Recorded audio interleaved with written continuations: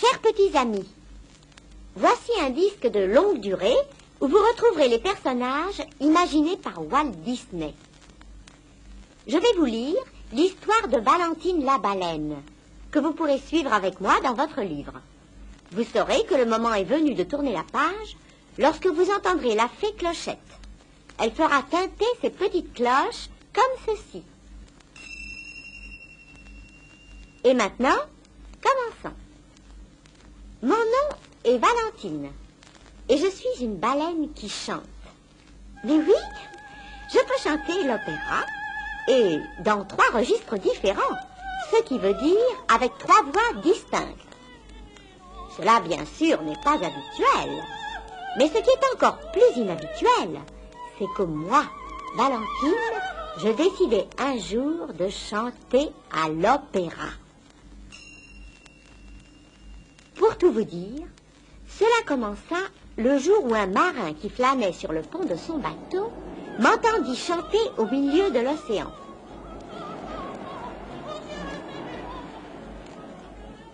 La nouvelle, vous vous en doutez, se répandit rapidement. Une baleine qui chantait.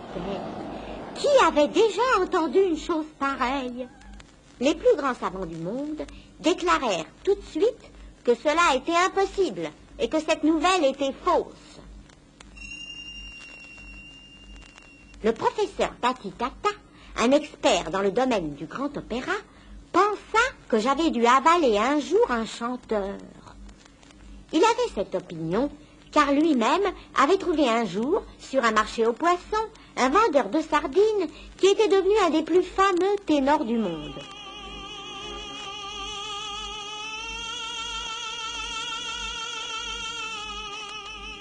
Si un tel artiste existe, pensa-t-il, il faut le sauver sans retard.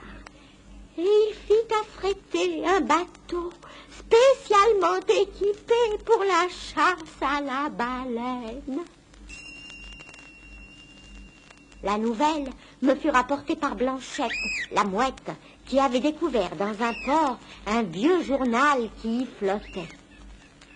Vous vous doutez bien que je vis là une chance inespérée pour moi d'accéder à l'opéra. En réalité, je n'avais avalé ni un chanteur, ni 3 chanteurs d'opéra. Cela était beaucoup plus simple. Je chantais. Et tous mes amis, les phoques, les pingouins et les marsouins, le savaient fort bien. Dès que j'appris la nouvelle, je me mis en route pour aller à la rencontre du navire. Je me demandais quel air célèbre j'allais chanter. Pourquoi pas le grand air de Figaro? J'en étais là de mes réflexions, lorsque le professeur Tati Tata, qui surveillait l'océan avec sa longue vue, m'aperçut à l'horizon. Il commanda au marin de préparer le fusil harpon pour me capturer. Mais les marins prenaient un tel plaisir à m'entendre chanter qu'ils se réunirent sur le pont du navire pour m'écouter plus à l'aise.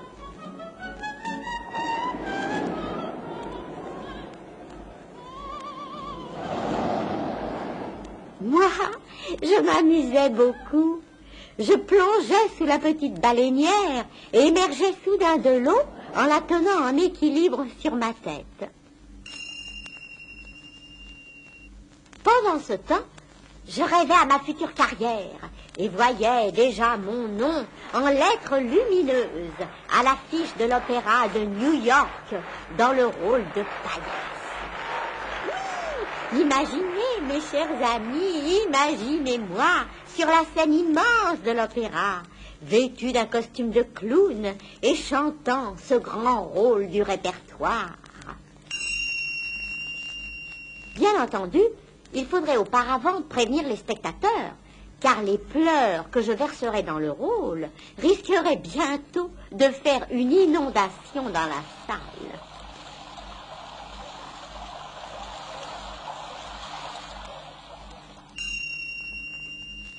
Bien sûr, rien ne se ferait sans que ma photographie n'apparaisse sur la page de couverture de tous les grands magazines du monde.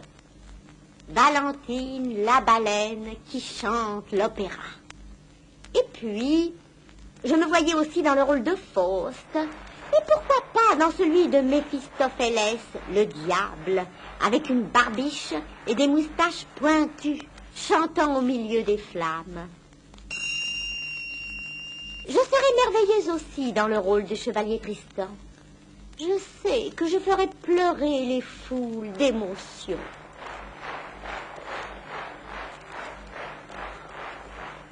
Ma partenaire, la belle Iseult, ne saurait plus comment me donner la réplique lorsqu'elle m'entendrait chanter à la fois les rôles du ténor, du baryton et de la basse.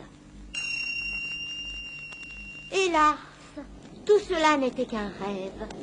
Ce cher Tati-Tata était si sûr d'avoir raison qu'il finit par faire tirer le canon sur moi.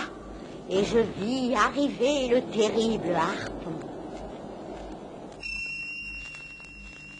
Je me suis enfuie aussi vite que je l'ai pu pour rejoindre la banquise glacée où se trouvent mes vrais amis.